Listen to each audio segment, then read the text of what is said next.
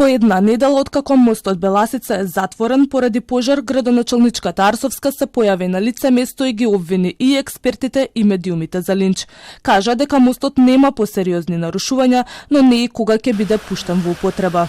Паушалните тврдења кои што досега произлега од политичките агенди на групи и на поединци, не само што шират страв и паника меѓу граѓаните, туку исто така и не помагаат никому.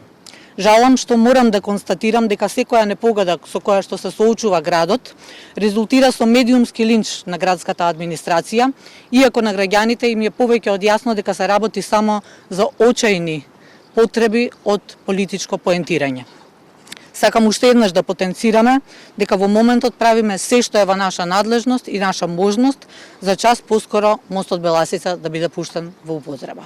Арсовска прво го задолжи градежниот факултет да направи инспекцијски надзор на мостот Беласица, па откако деканот ги кажа опасностите, го негираше неговото мислење за сега да го ангажира сеизмологот Михаил Гаревски од Институтот за сеизмички отпорни градби и климатски промени. Неговата проценка е дека мостот нема да има потреба од посериозна санација.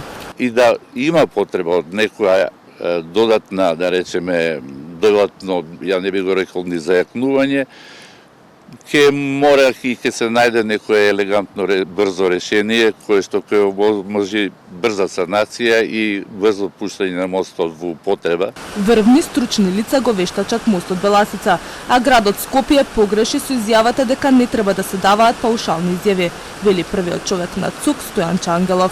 Рековте врвни професори вршат вештачење од градежен факултет, од каде се?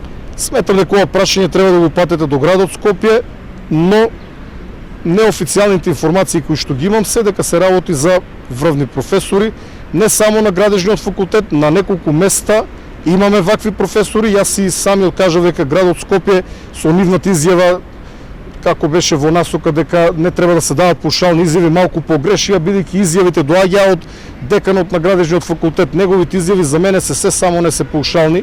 Мостот Беласица е затворен и за сообраќај и за пешаци.